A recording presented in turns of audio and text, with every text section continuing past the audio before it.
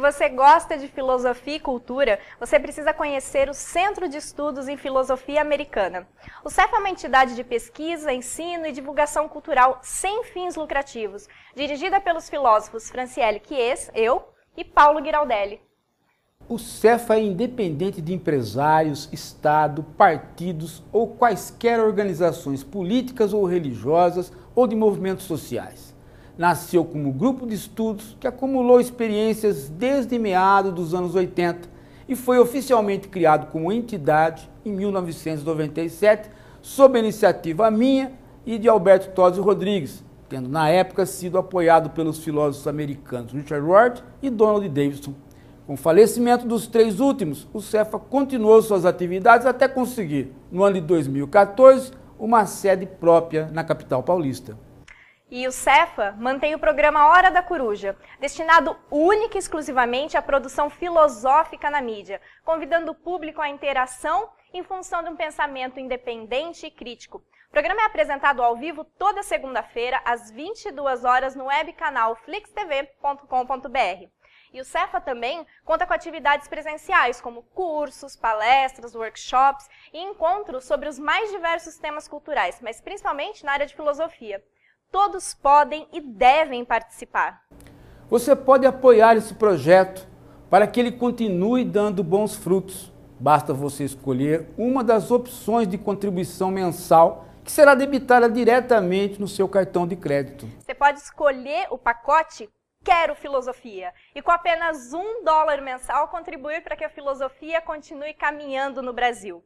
Mas você pode optar por mais filosofia e contribuir com apenas $5. Ou você pode gritar para o mundo, amo filosofia, e contribuir com $10. Porém, caso declare que minha vida é filosofia, você contribui mensalmente com $50 e ainda recebe um presente especial do CEFA todo mês na sua casa, como livros, revistas, artigos, vídeos exclusivos, participação especial no nosso programa e muito mais. Com o Hora da Coruja e o CEFA, a gente tem um gasto mensal de mais ou menos R$2.000. Com os nossos próprios recursos, nós conseguimos arcar com uma parte disso, mas nem todo mês dá. Portanto, nós pedimos a sua colaboração para continuar desenvolvendo esse projeto. Se todo mundo doar só um pouquinho, $1 por mês que seja, né, nós já temos a possibilidade de dar continuidade aos projetos. A contribuição é em dólar, porque ela está hospedada em um site americano. Mas doar $1, gente, representa apenas R$3 debitados na fatura do seu cartão de crédito todo mês. Quero agradecer o apoio e a contribuição de todos. Seja um patrono da cultura e lembre-se de conquistar pelo menos mais um amigo para esse projeto que é seu e é de todos nós, porque juntos nós fazemos mais.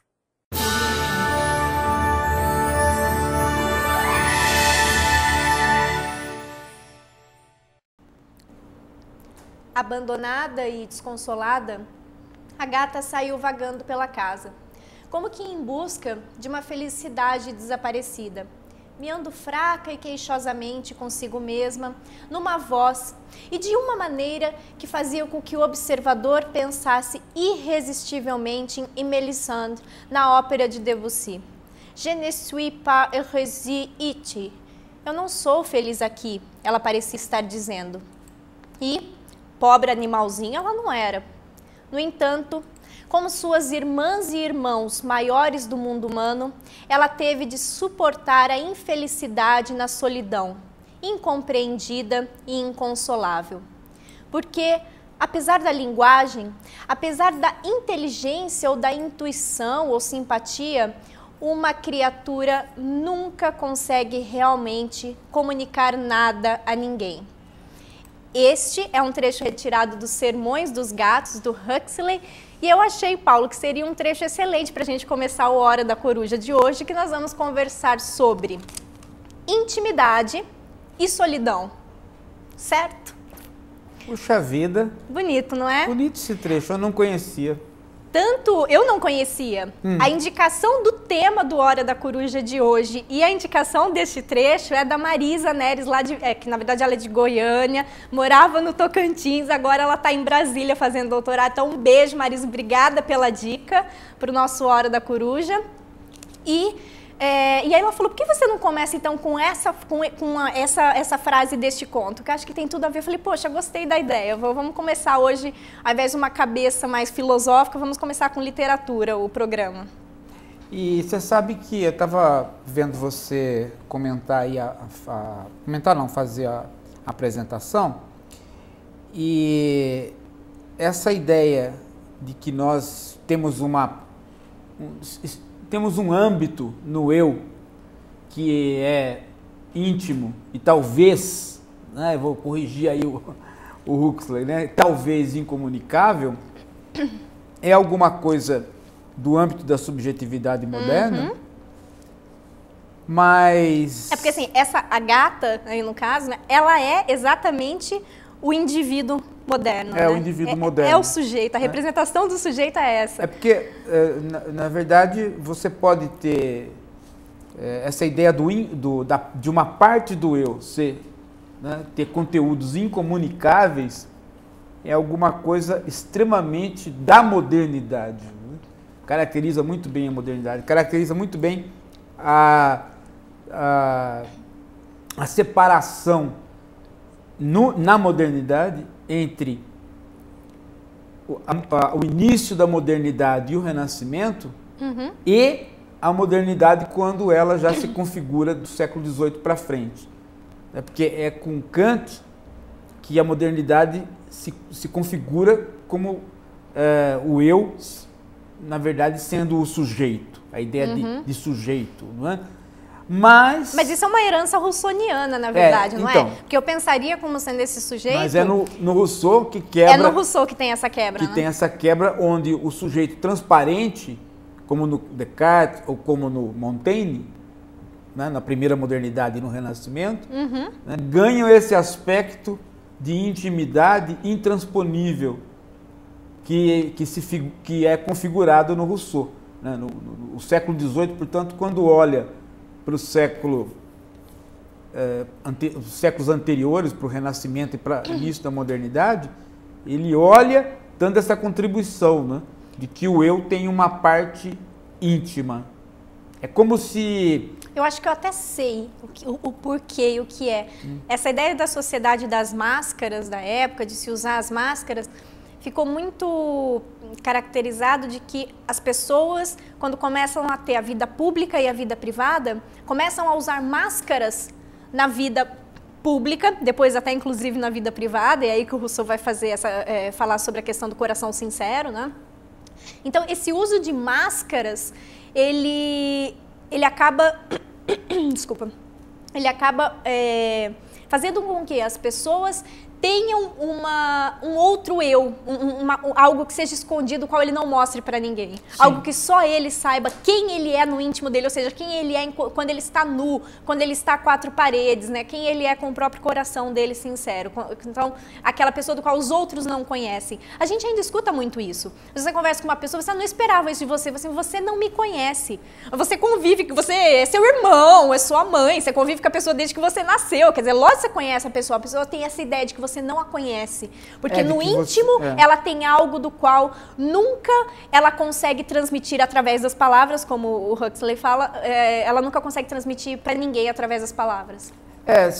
A ideia de que você pode se recolher ao si mesmo, e esse si mesmo não é o eu na forma de primeira pessoa do singular. O eu na forma de primeira pessoa do singular é um aspecto da linguagem ao qual você apresenta socialmente e pode, portanto, ser mascarado, mas o si mesmo não é este eu, ele é o self, é alguma coisa da intimidade e que pode ser escondido. Esta ideia russoniana, ela quebra com a ideia de Descartes, ela quebra com a ideia de Montaigne, onde há uma unidade transparente, com grande dificuldade de não se mostrar. E eu acho que você tem razão, quer dizer, isso coincide com a sociedade, com o auge da sociedade de corte e com a sua derrocada. Sim. Porque o século XVIII é o auge da sociedade de corte e ao mesmo tempo a sua derrocada, o seu Porque final. Eu imagino que a sociedade de corte não deveria se estranhar enquanto sociedade mascarada, né? Então a sociedade de corte, você acorda, você se veste com peruca, com muita maquiagem, às vezes com máscaras mesmo, para bailes de máscara e tudo mais. Mas quando a burguesia começa a fazer parte desse mundo, do mundo dos nobres... Comprando títulos e tudo mais, eu acho que a burguesia começa a estranhar essa atitude de colocar as máscaras, se vestir, de ter tipos de comportamento, de etiquetas que não correspondem à vida normal, à vida comum das pessoas. Talvez aí dessa forma que surja esse problema. De modo que a conotação de que a máscara é o falso e de que esse si mesmo interno é o verdadeiro, esta conotação, né, portanto, essa valoração desses dois eus que aparecem, né, ou deste eu e desse si mesmo, é tipicamente burguesa. Não é do nobre, é do burguês olhando o nobre. Exato, mas é interessante você falar isso. Mas tem uma valoração sobre isso, né? A valoração é do burguês em relação ao nobre, né? Se a nobreza ficasse só entre ela, tirar a máscara e pôr a máscara não teria nenhuma valoração. Né? Mas a valoração de pôr a máscara e tirar a máscara, e, portanto, o eu em primeira pessoa, ser o mascarado, e o si mesmo, o self, né? Ser o não mascarado verdadeiro, essa duplicidade com valoração positiva e negativa nos polos é burguesa, não é? Porque ela é o olhar do burguês dentro da corte em relação à máscara social, né? Que depois o próprio burguês incorpora, né? O próprio burguês incorpora de modo que quando nós vamos para o trabalho, ou seja, quando nós vamos para o mundo burguês, nós estamos também mascarados, e quando nós voltamos para casa, para o âmbito privado, para o âmbito íntimo, nós somos nós mesmos. Essa ideia de que é comum entre nós, tão comum que nos parece ser natural, mas não é. Ela não tem 200 anos. Isso que eu ia falar, ela não tem 200 anos, mas será que ela não é uma construção desde Sócrates, desde o templo de Delfos, com aquela frase do conhece-te a ti mesmo? Não é. O conhece-te a ti mesmo não está permeado por essa duplicidade. Né? O conhece a ti mesmo como é que eu me conheço? Eu me conheço assumindo quem na verdade eu já sou. Então eu sou um homem livre, então o que eu tenho que fazer no conhece a ti mesmo? Eu simplesmente tenho que saber o que um homem livre faz. Eu sou um rei, eu sou uma mulher, eu sou um escravo, eu sou um soldado. Quer dizer, as posições sociais, portanto, as identidades sociais, devem me ser reveladas porque eu já sei, mas eu preciso assumi-las. Né? Eu tenho que tornar-me aquele que sou. De modo que eu tenho que cuidar disto. Não adianta eu ser um soldado se eu não cuidar disso, de modo que eu tenha sempre uma performance, sempre a virtude de guerrear bem. Não adianta eu ser um homem livre se eu não cuidar disso, ou seja, se eu não me aperfeiçoar na minha oratória para fazer política.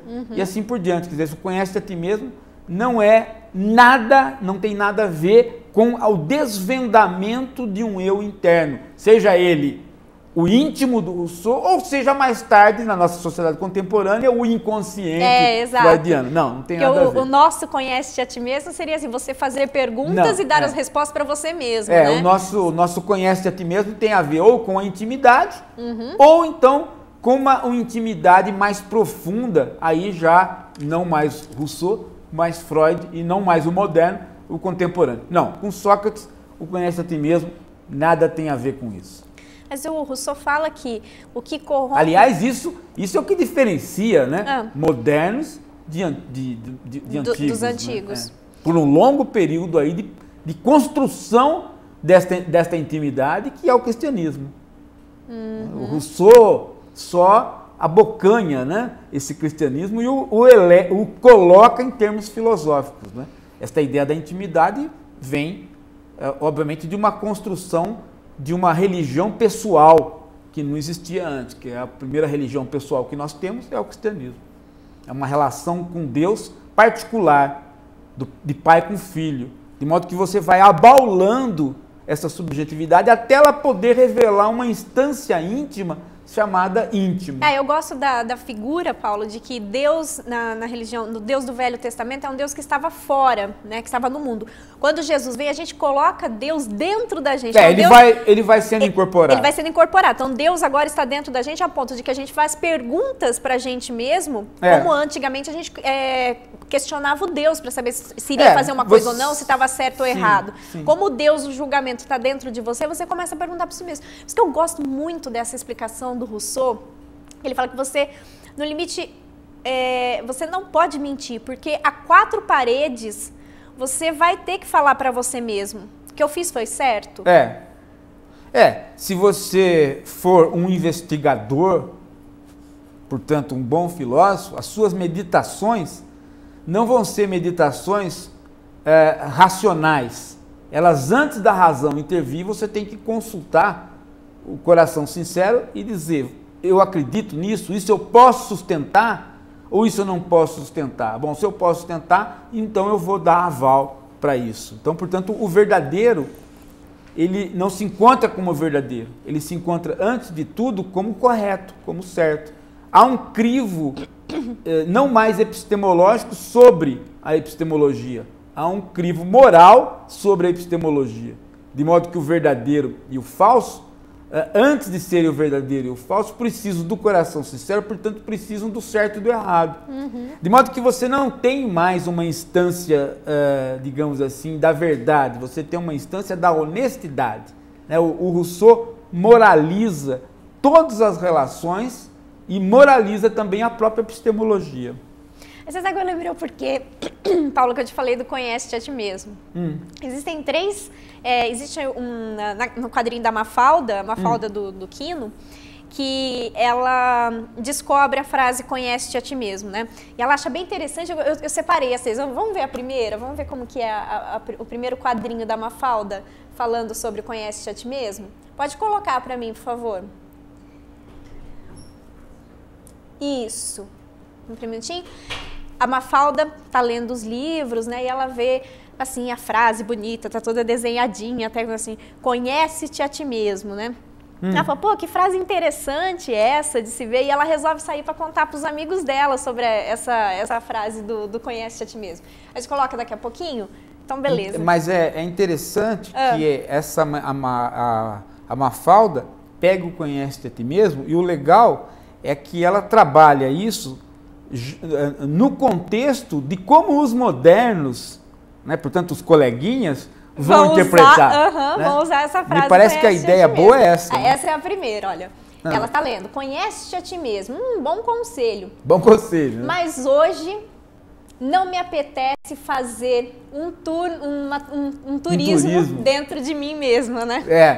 E é exatamente isso, né? Quer dizer, no Sócrates não seria esse turismo. Um turismo, né? Mas ela lendo modernamente, e aí está a graça do Quino, né?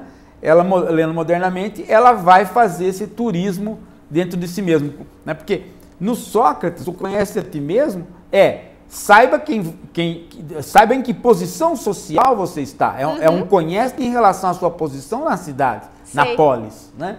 Enquanto que nós modernos jamais nos referimos à polis, porque nós somos indivíduos, nós nos referimos a nós mesmos. Tudo está sempre dentro de nós mesmos. Então o turismo não é na cidade para me encontrar, o turismo é dentro de mim mesmo. Tanto é que a resposta... Então a graça do Quino está na transposição da frase para o moderno. É interessante. É um quadrinho altamente sofisticado. Quer ver? Tem mais 2 quadrinhos, vamos ver mais um. Quando ela encontra o Miguelito, ela encontra ele e fala assim... Miguelito, esse livro traz um conceito muito interessante, né? Conhece-te a ti mesmo. Aí ele fala assim, deixa eu ver. Aí ele começa a folhear o livro e fala assim, peraí, mas, não tem nenhum espelho aqui dentro? Quer dizer, exatamente. Como eu não conheci a mim mesmo sem nenhum espelho, né? A outra transposição, né? De novo, né? A frase do Sócrates não remete a nenhum espelho, até porque se trata de uma sociedade sem espelhos, né? Verdade. A sociedade antiga, né?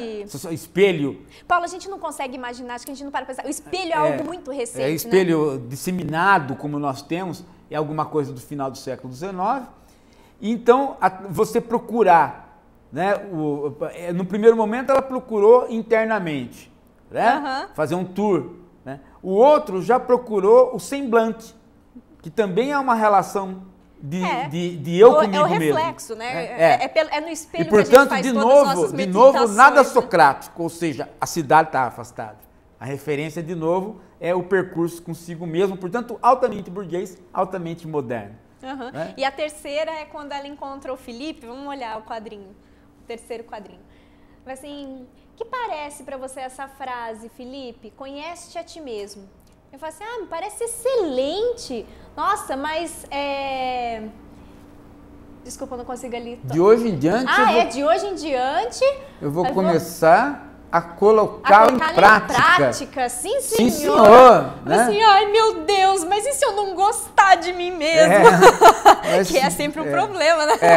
Novamente, né? Novamente é a mesma coisa, quer dizer, em Sócrates, a frase é impossível você não gostar de si mesmo, porque não se trata de reconhecimento, mas se trata de encontrar a sua posição social. E na modernidade, e aí está a graça do quadrinho, né? Se trata de você conhecer alguém que você não conhecia, né? E, portanto, aparece o duplo. O eu na primeira pessoa e o si mesmo escondido lá. Ou seja, a duplicidade burguesa que o Sócrates não tem e que, né, ou que ele não tem, ou pelo menos não representa assim, né, e que causa uma estranheza. E aí, novamente, a graça do quadrinho é altamente sofisticada, porque trata de deslocar a frase para o mundo moderno, ler isto modernamente e, portanto, nesse deslocamento aparecia a graça. É que ler modernamente significa ler russonianamente. Russonianamente. Nós somos herdeiros de Rousseau, né, Paulo? Quer dizer, o Quino pressupõe um leitor informado com uma filosofia de ensino médio, né? Onde possa ter a graça. Senão, senão você não tem a graça do quadrinho. Você pensa estar rindo do quadrinho, mas você não está. O Quino pressupõe um leitor, não como um leitor universitário, mas ele pressupõe um leitor de ensino médio que tenha feito um bom ensino médio, né? Na Argentina dos anos 60, 50, 60. Ô Paulo, vamos aproveitar que a gente está ao vivo, então vocês podem mandar mensagem para a gente, eu vou responder 2 mensagens lá. O Lucas Almeida pergunta, mas se existe o incomunicável, como que a gente consegue superar a metafísica? Não, o que tem a ver uma coisa com outra? Por causa da abertura do... Eu acho que quando ele fala incomunicável é no sentido de... A linguagem é aquilo que fez com que a gente superasse a metafísica na filosofia. Não. A gente diz assim, tudo é linguagem, a gente não precisa mais recorrer à metafísica para as explicações do mundo. Eu creio que seja isso, Lucas, sim, se você mas, quis dizer, mas né? Veja. Então, assim, como que a gente, então, se a gente não tiver incomunicável, como disse aqui no começo no Huxley, como que a gente superaria a metafísica? Veja, nós podemos pensar a seguinte coisa, né? Um beijo, né, é comunicável? Bom, eu posso comunicar várias coisas do beijo, mas o que eu não posso fazer é pressupor, eu posso informar como foi o beijo, de que tipo é o beijo, eu posso comunicar uma série de coisas e esperar que o outro que está me ouvindo, né, tenha experiências, vivências semelhantes que as minhas, ele identifica de modo que ele possa imaginar. Agora, o que eu não posso fazer, o que fica vedado para mim, né, pelo menos se nós partimos do ponto de vista da linguagem, o que fica vedado para mim é esperar que a vivência dele, né, seja ativada pela minha linguagem e que a vivência dele seja igual, né, àquela que eu tive.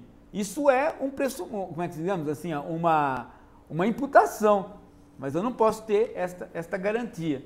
Mas isso não tem absolutamente nada de metafísico. Por quê? Porque isso não pressupõe alguma coisa, né, de misterioso ou de digamos assim, de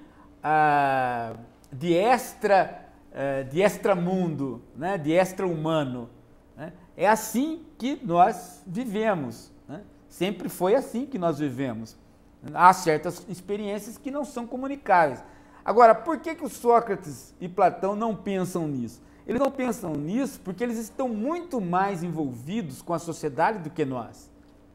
Então, nós é que pensamos nisso, que é o incomunicável. Por quê? Porque nós temos uma instância de vida tão privada que nós pressupomos que as vivências, o psíquico, o íntimo, não é comunicável. Agora, a noção de íntimo é nossa, é moderna. A filosofia antiga não a tem. Então, portanto, não atendo, ela não põe o problema do incomunicável. Né? É nesse sentido que precisa ter o jogo de cintura da passagem histórica para entender o porquê que nos parece incomunicável. Né? Bom, e o Sérgio Paca pergunta, fala, salve professor e Fran, o que gostamos nos outros poderia ser parte nossa ainda não manifestada ou meramente um desejo de mudança baseado na inspiração de padrões? O que você acha, Fran? Você acha que pode ser?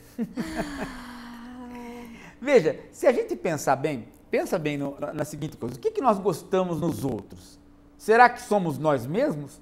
Né? Mas se for nós mesmos, a pergunta volta muito mais difícil. Por quê? A pergunta volta a pergunta volta no sentido russoniano, ou seja, quem somos nós? Né? E o Rousseau, para resolver essa pergunta, é que ele cria o íntimo. Por quê? Porque ele vai para a solidão e na solidão é que ele acha que ele encontrou o seu eu. Ele acha que ele encontrou o eu na hora que ele não está pensando. Né? Você pode até pensar nos devaneios do caminhante solitário, chega um determinado momento que ele diz que a hora que ele não está pensando em nada, a hora que ele está ao léu, a hora que ele está em devaneio, a hora que vem ideias, mas não vem nem pensamento, porque não há nenhuma proposição e ele não comanda nada, quando ele está realmente ao léu, ele sente a sua própria existência e nessa hora ele é ele mesmo. Né? Ora, então você pode tirar daí o contraponto do Descartes. Né? Se o Descartes diz, penso, logo sou, o Rousseau estaria dizendo, sim, não penso e por isso sou. Né? Então, no momento do não pensamento que o Rousseau sente a sua existência. E assim que ele encontra a felicidade. Né? Então, ele responde, digamos assim, quando eu tenho um eu que sente, mas não sei o que sente, apenas sente a existência, eu sou. Né? E nessa hora você fica com o quê? Com um gosto amargo na boca, por quê? Porque você é justamente a hora que você não tem nada, né? É justamente a hora que você está mais vazio, só sentindo a você mesmo, se é que é possível isso, não é? Você só sentir a você mesmo. Veja, trata-se da sensação, não é que trata-se da sensação, trata-se do sentimento interno. Então você precisa fazer o quê para poder entender isso? Criar uma divisão entre externo e interno, que até então não havia sido criada com este grau de diferenciação. É o Rousseau que cria o externo e o interno, do tipo assim, quando eu cato um objeto, eu estou sentindo a partir do externo. Mas enquanto eu não cato nada e não penso nada, eu continuo sentindo o quê? Eu estou sentindo a minha existência. Então aí é um sentido interno. Quando o Rousseau cria isto e estabelece essa divisão que já está sendo posta no Renascimento, de maneira mais firme, quando ele cria isso de maneira absoluta para dizer que o interno é o eu, ele está criando a intimidade e está criando esse self diferente do eu. Mas ao mesmo tempo ele torna essa pergunta, né, sobre o que gostamos nos outros muito mais difícil. Porque se o que gostamos nos outros é este self, nós não gostamos nos outros nada. Porque esse a gente gosta da gente mesmo. Esse self não tem nenhuma qualidade para que a gente possa dizer que gosta do outro por determinada qualidade. Entendi, sim. É nesse sentido que aí entra o Pascal. O Pascal diz, quando você tira qualidades do eu, o que sobra? Sobra o nada. O Rousseau diria, sobra essa sensação de existência. Mas você não gosta dessa sensação de existência no outro. Essa sensação de existência você só gosta no outro você só gosta de qualidades. Então você tem que pôr qualidades no eu para depois projetar no outro. Então não é a via do Rousseau. Entendeu como é a via do Rousseau proíbe esta ideia da projeção? Você precisa estar muito mais, o eu precisa estar muito mais qualificado, né? Precisa estar muito mais social para ter qualidades e aí você jogar no outro, né, essas qualidades que você quer e que você pressupõe em você. O eu, a busca do self que o Rousseau inaugura, leva muitos pensadores, o Pascal antes dele e o Nietzsche depois, a encontrar um eu vazio. né? O que é o sentimento de existência, se não exatamente o nada, né? Sem razão. Mas falando sobre intimidade, Paulo, eu separei um vídeo pra gente assistir, que é do Porta dos Fundos. Eu adorei. Vamos assistir o vídeo que vai falar sobre a intimidade e depois a gente vai conversar sobre ele.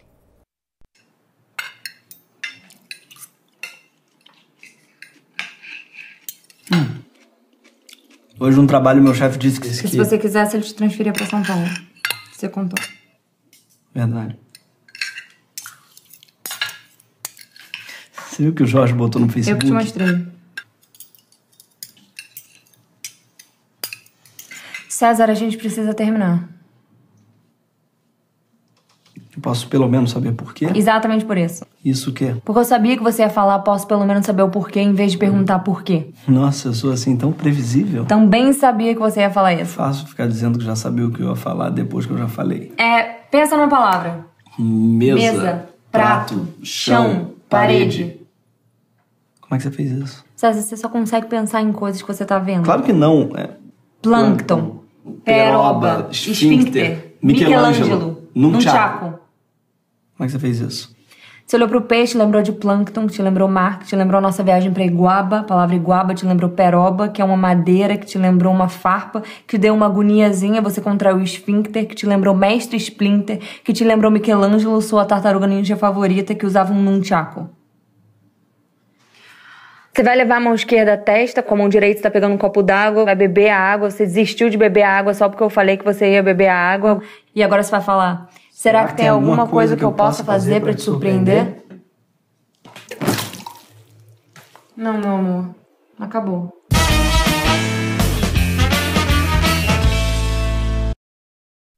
Às vezes, quando a gente fala sobre intimidade, uma pessoa esperaria isso de você mesmo. Então, quando você vai ter um diálogo com você mesmo, a ideia é que você já soubesse tudo que você vai falar pra você mesmo e tudo que você vai responder pra você mesmo, né? Então, a gente tem aquela ideia do quê?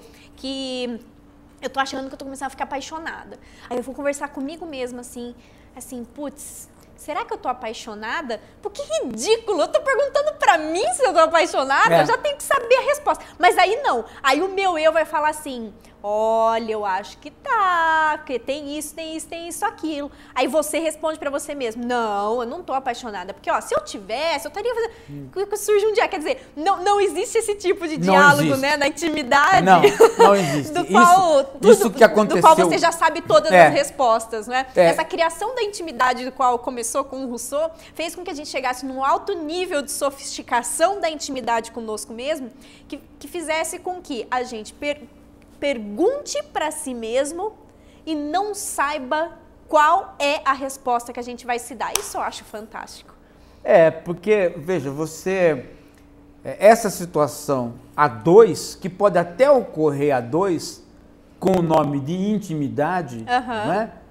Sozinho, que seria o normal, né? Num primeiro momento achar que ocorre, não ocorre. Não né? ocorre. Porque quando estamos sozinhos, nós perguntamos para nós mesmos e, por incrível que pareça, nós não sabemos a resposta. Às vezes, talvez é mais fácil acontecer isso mesmo com um casal, com um amigo de muito tempo, né? Do que nós Aquela coisa mesmos. que acontece uma cena, todo mundo já passou por isso. Acontece alguma coisa na sua frente, você olha pro seu amigo, ele olha pra você, você já sabe o que o outro tá pensando, né? Já sabe o que tá acontecendo. Não precisa se comunicar através de palavras para saber o pensamento. É isso que faz com que a gente possa fazer uma crítica ao Rousseau, né? Porque a intimidade do Rousseau, o eu mesmo, ele encontra no esvaziamento, na solidão e no esvaziamento. A hora que ele está ao léu, a hora que ele está em devaneio, né? No entanto, a nossa intimidade, quando nós achamos que estamos na intimidade conosco mesmo, a gente não faz isso de ficar ao léu. A gente conversa, faz a conversa da alma consigo mesma, que é o pensamento, né? E nessa hora a gente percebe que o eu conversa com o self. Então a gente pode criticar o Rousseau dizendo, olha, a intimidade não é, né, o eu esvaziado, não é o si mesmo ao léu, mas é justamente o pensamento, ou seja, a conversa do eu com o self. Então a gente repõe o duplo que a gente espera que seja o íntimo. O Rousseau, portanto, cria a intimidade e a esvazia, né? Na hora que ele busca uma identidade do eu consigo mesmo. E nós somos obrigados, então, Não jogar a intimidade fora, mas retomá-la e ver que ela, na verdade, é um duplo porque ela é o pensamento. Ela é a conversa da alma consigo mesmo, como Platão definiu o pensamento. Nessa hora é que você percebe que o Rousseau individualizou demais a intimidade e que é melhor... A ponto de gerar uma solidão. A ponto de gerar uma solidão. Né? E por isso que eu acho... Eu gosto... E é por isso que você tem que repor a intimidade em outros quadros para poder entendê-la. Né? Exato. Ou seja, tem que haver uma conversa. Porque se você conversasse com você mesmo e acontecesse isso que aconteceu, realmente você teria um eu unitário. E também você abandonaria até isso, porque você não teria esse tipo de conversa com você mesmo se mas isso quando você está sozinho não acontece. Isso que aconteceu em dois, quando você está sozinho não acontece. Por incrível que pareça, quando você está sozinho, não é o sentimento de existência que vem, mas é o diálogo, é o pensamento. Né? É a alma conversando consigo mesma. Mesmo que você fique ao léu, né? Mesmo que você fique ao léu, o Nietzsche vai dizer, não sou eu que penso, é o pensamento que me vem. Mas o Nietzsche não diz que não é o nada que te vem, ele diz que é o pensamento que te vem. Né? Então, você não tem uma unidade que não pensa, como no Rousseau. Você tem uma unidade que pensa e para pensar conversa. E para conversar precisa ter dois. Aí então você reconstrói a intimidade como um duplo. E aí é que você precisa explicar de onde que esse duplo se originou. Né? Por que nós somos um duplo? Então aí, antes de explicar isso, eu queria perguntar o seguinte. Então, tendo este duplo na intimidade, a gente então nunca, na verdade, está sozinho. Nunca podemos estar sozinhos porque nós somos, Pro no Rousseau, mínimo... a gente pode estar sozinho. Nós somos no mínimo dois. Né? No mínimo nós somos uma esfera dupla. Então, no caso, esse diálogo que o Huxley observa da gata, ele não vai conseguir existir, porque não existe esse tipo de solidão. Pode existir até com a gata, mas se fosse humano não poderia existir. Não tem como, né? Por quê? Porque, primeiro, porque eu tenho uma... não é uma questão de transmissão da linguagem, né? Mas é uma questão de reposição de sentimentos, que pode vir para a linguagem, pode não vir. Né? Você sempre tem um diálogo de vários mecanismos do si mesmo com o eu.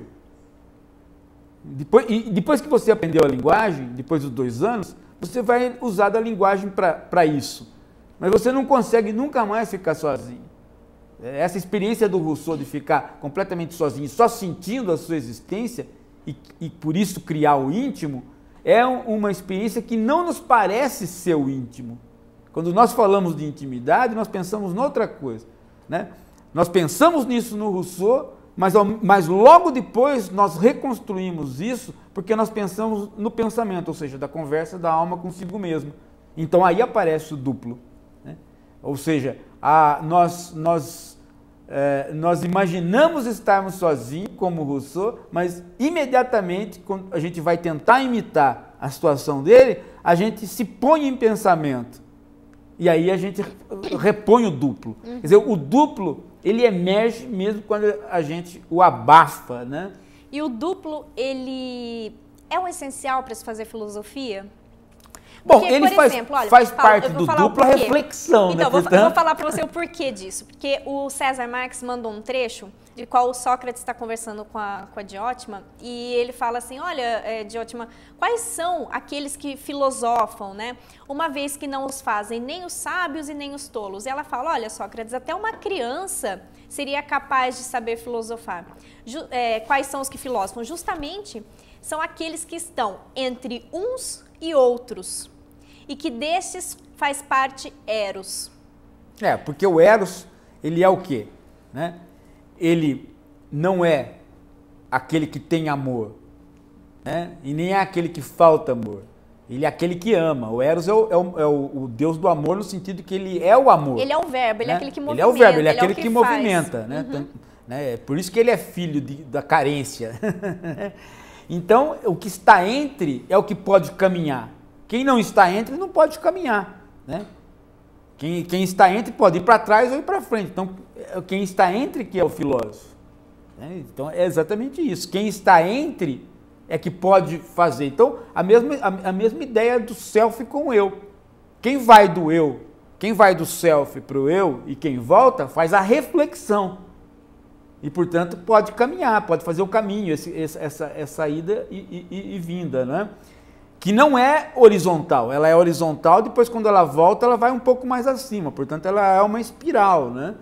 E é exatamente isso que possibilita o pensamento em ascensão. E interessante, né? então, E aí, portanto, um bom instrumento da filosofia, embora ainda não seja filosofia. E o Sócrates, que não tinha essa ideia do íntimo, de conversar consigo mesmo, ele cria, de certa forma, o Platão ele diz... lança mão de algo para dizer sobre isso, que é o daimon. Né? Bom, então, o daimon O daimon, não é interessante, porque assim, você não tem ali o indivíduo, a subjetividade, essa ideia de que a gente está falando, de que você tem de conversar consigo mesmo, né? Você tem isso do conhece-te a ti mesmo como algo real, assim, eu sou o Franciele, tenho tal serviço, eu tenho que fazer tais atividades para a minha polis. Não existe a ideia de intimidade. Porém, ao mesmo tempo, o Sócrates tem o daimon, que é aquele com quem ele conversa, até aquele que ele fala nos diálogos, né, Paulo? Ele fala sempre que, olha, eu tô fazendo essas perguntas para você porque eu vou chegar em casa, vai ter um cara lá me enchendo o saco, né? Mas daí tem que tomar cuidado, porque o daimon, ele é uma instância...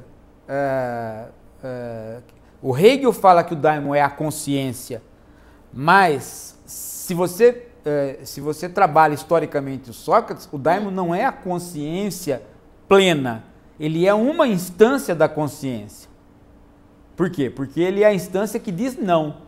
Portanto, ele é aquele que faz a advertência, a censura, o aviso, tá? Mas ele não é o conversador. Então, quando o Sócrates lança a mão dessa figura que é o amigo dele lá em casa e que me faz perguntas, aí não é o daimon. Aí realmente é o Sócrates usando de um artifício para dizer que a alma conversa consigo mesma. Ou seja, né, como ele não tem a primeira pessoa, ele não tem essa duplicidade da primeira pessoa, eu, e o self, o si mesmo, como ele não tem essa duplicidade na linguagem, né, com essa facilidade que nós temos, né, então ele lança a mão do quê? Ele lança a mão dessa ideia de que ele voltando para casa tem um amigo que faz perguntas para ele. Então, portanto, ele vai transmitir essas perguntas para o Hippias. E o Hippias responde para ele e ele leva para o amigo. Né? Essa duplicidade não é a duplicidade com o daimon, é a duplicidade com uma instância que lhe parece exterior mesmo. Né? Como se você estivesse fazendo este jogo entre o self e o eu que nós fazemos com tanta tranquilidade que nos parece completamente natural. O daimon aparece aí com uma outra relação, quase que como nós diríamos hoje modernamente, quase que como um superego, né? Mas esse parecer normal, que até então parecia normal pra gente, quem vem mostrando que a gente é sempre um ser duplo é o Sloterdijk, né, Paulo? É o filósofo que a gente está lendo agora e que está na jogada, né? Porque o Sloterdijk tira esta nossa visão de que nós estamos diante de uma simples reflexão. Né? Sempre nós interpretamos essa ida do self para o eu e do eu para o self como algo supernatural do tipo, quando aprendemos a linguagem social, então aprendemos isso. Então a gente aprende a se falar consigo mesmo. Aprendemos a falar consigo mesmo porque a linguagem é social. Certo. E aprendemos a linguagem porque, quer dizer, é a história do ovo e da galinha, né? Se aprendemos a linguagem, aprendemos o duplo, né? E a linguagem, por ser social, ela já nos traz o duplo. Isso é um problema para os Sloterdijk, quer dizer, não é tranquilo. Por quê? Porque não aprendemos a linguagem senão tardiamente. E como é que ela já aparece com esta facilidade do duplo? Não, ela não aparece com essa facilidade do duplo. Por quê? Porque na linguagem, o duplo é introduzido a duras penas. O bebê não aprende a linguagem do duplo, ele não aprende a primeira pessoa. O bebê nunca fala eu faço tal coisa, né? O nenê fala sempre. O nenê quando aprende a linguagem, ele aprende na terceira pessoa. Ele demora para ele se deslocar para a primeira pessoa. É até bonitinho, a gente acha engraçadinho, né? Portanto, não é aprendendo o jogo de linguagem. Que eles falam assim, o nenê fez coisa errada.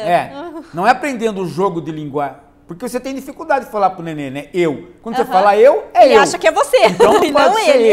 Né? Então, até ele pegar esse jogo de linguagem, né, do duplo, demora. Né? No entanto, ele né? Como que ele pega esse jogo de linguagem, se esse jogo de linguagem é tão difícil de ser aprendido?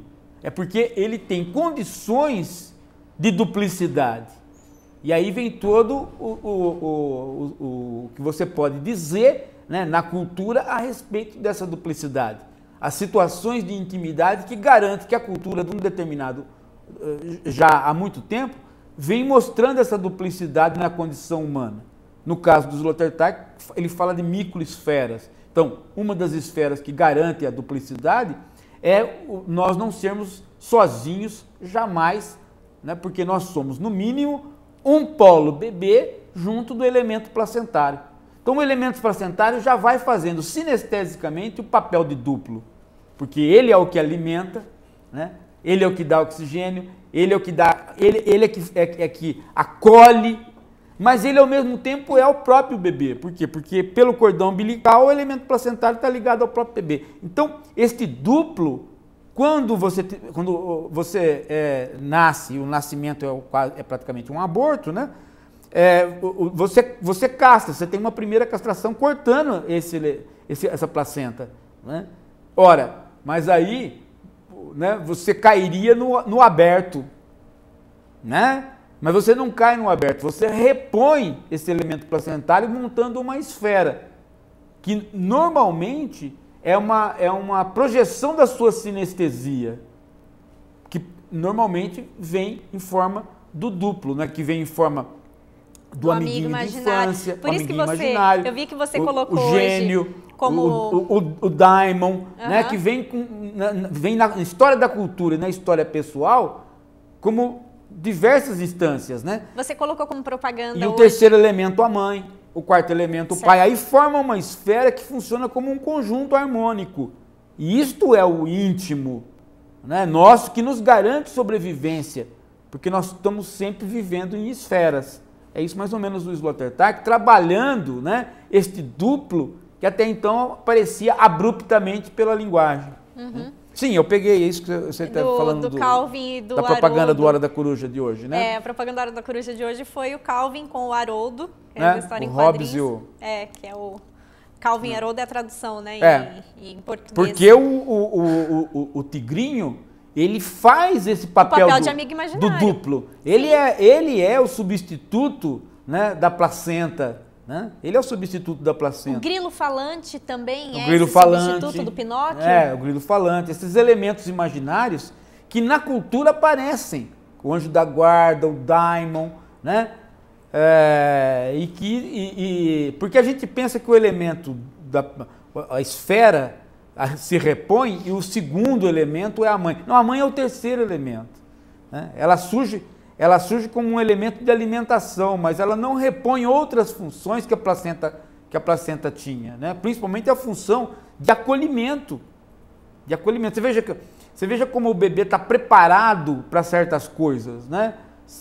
Você põe o bebê para escutar, um bebê surdo que escuta, né? Ele não tem nenhum conhecimento da linguagem, portanto ele deveria se assustar. No entanto, ele nunca escutou, no entanto, quando ele escuta, ele sorri, né? Como se ele tivesse, por elementos sinestésicos internos, né, sem nunca ter escutado, ter vibrações que compõem a voz humana. Né? Paulo, a Rosa fala que ela gostou desse assunto, desse papo nosso sobre intimidade, que tem muita coisa de novidade. Ela fala até no sentido de que a intimidade, a ideia que a gente tem de intimidade é ver que é uma obsessão contemporânea, que é você ir até a intimidade do outro e não a sua intimidade, né? Quer dizer, por exemplo, o grande reflexo de Big Brother Brasil. Sim. Quer dizer, nesse sentido de você ver a intimidade do outro. Daí, por que esse tipo de programa faz tanto sucesso? Bom, eu tenho uma explicação para isso, que é um pouco... Está num livro que se chama Filosofia, Amores e Companhia, da Manoli, que eu analiso o Big Brother como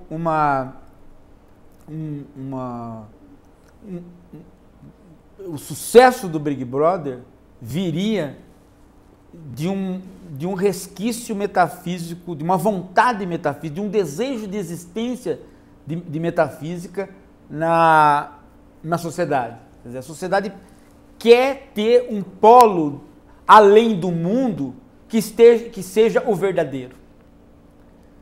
E como ela não tem mais isso, como Deus não é mais esse polo, como a morte não é mais esse polo, como a verdade não é mais esse polo, né, ela joga este polo para o íntimo e, portanto, o íntimo do outro. Ela espera encontrar ali a verdade dela própria. É uma vontade de verdade metafísica que ela desloca para o íntimo do outro. Né? Ela fala assim, bom, lá tem que ter um segredo que ninguém viu. E lá tem que ter o segredo que vai revelar o meu segredo. Então eu vou saber de mim olhando lá. E aí, né, ela tem essa curiosidade e ela se decepciona todos os dias porque ela descobre que a intimidade do outro é banal como a dela. Muito bom. Sempre que quando a gente falou de conversar sobre intimidade, eu tinha pensado nessa intimidade do exterior, né? E não a intimidade do interior. Se não fosse Rousseau, o Big Brother jamais teria sucesso.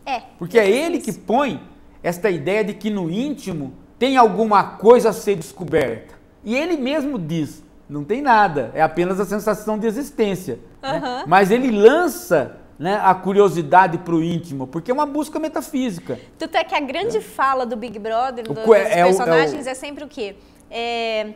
Eu estou sendo eu aqui dentro. Como você pode não gostar de mim, sendo que o importante num reality show, onde eu vou mostrar a intimidade, é mostrar a minha intimidade. Eu estou te falando, eu estou sendo eu aqui dentro. Isso como um grande valor, né? Busca fica a busca pelo sexo também é isso, né? Por quê? Porque eu vou abrindo as capas, né? Então chega uma hora que eu entro em todas as capas. Aí resta o que estão fazendo duas pessoas quando fazem amor. Será que não é ali que elas estão sendo mais verdadeiras? Será que não está ali a verdade? Então a busca metafísica pela verdade. Então eu vou olhar ali, né? Aí eu descubro que não tem mais nada ali. Então aí eu tiro o homem da jogada e falo, então eu vou ficar só com a mulher, né? Porque o homem, o sexo é exposto, né? A mulher, o sexo é interno. Então, talvez a verdade esteja no órgão sexual da mulher. Aí eu vou para perto da xoxota, também não encontro nada. Aí depois eu faço o quê? Um exame ginecológico, né? Tanto é que toda a evolução das revistas pornôs, elas são evoluções para dentro da buceta. Né? Outro dia eu cheguei no barbeiro, o barbeiro desse tradicional que eu vou, o cara tava falando assim, pô, ela tava pelada, aí o outro falou assim, não, ela tava de tapa-sexo, né? Porra, meu.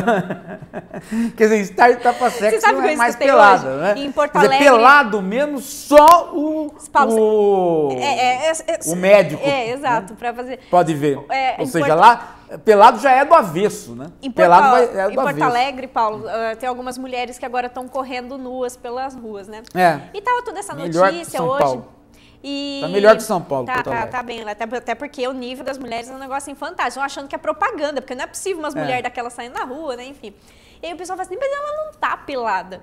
E eu olhei de novo, eu achei que a marca do biquíni fosse um biquíni, alguma coisa. Eu falei, não tem biquíni, não tem calcinha nenhuma, ela tá pelada. Não! Ela tá de óculos e de boné. E tênis. Ela não está pelada. Eu falei, pô, é verdade. Pelado, a noção... O que seria a noção do estar pelado, de estar nude, de ser entregue, né? Não tem mais o que é o estar pelado. É isso mesmo que você falou. É o interno, né? Tanto é que a depilação, que nos anos 80 não era uma coisa, uma bobagem, a mulher se depilar inteira do jeito que se depila hoje, né? Não veio por questões de higiene. A higiene é uma desculpa, né? Veio por conta dessa busca de se aproximar cada vez mais se aproximar de algo, descobrir o verdadeiro. Descobrir o verdadeiro que deve ser o escondido, né? E isso os físicos também fazem, né? Porque o físico não está sempre buscando a partícula da partícula da partícula, né? Sim. Né? A única que existe que seja indivisível. Até chegar naquilo que eles imaginam que seja Deus. Né? Então, esta busca do verdadeiro é uma busca completamente metafísica que se reproduz tanto no âmbito da ciência quanto no âmbito popular. Enquanto os físicos estão buscando a partícula de Deus, nós, no âmbito da população, vai no Big Brother para ver se dentro da buceta existe alguma coisa tão fantástica. Ó, e diz o Pedro que, segundo Derrida, o filósofo Derrida, o que falta na filosofia é a vida sexual dos filósofos. A vida sexual dos filósofos não falta. Por quê? Porque não existe vida sexual dos filósofos. Então, portanto, uma coisa ou outra, né? Portanto, Vamos lá, né, portanto, se você vai escrever aí... Você acha que é fácil, que é estudando o dia inteiro? Vai escrever o quê? Não vai escrever nada. Não tem como, né? Gente, quero agradecer a participação já acabou? de todos. Já acabou o programa, hoje já foi. Segunda-feira que vem, agora é sempre de segunda, ao vivo, 10 da noite, a gente tá aqui de volta, E eu vou fazer o texto do programa de hoje. Do programa de hoje, no seu blog? Então vocês sabem, ó, pode correr lá pro blog do paulogiraldelli.pro.br, que tem o texto do programa de hoje, porque a gente ainda não tem, vou fazer. Vai fazer a discussão a semana toda, tá bom? Beijo, gente, até semana que vem.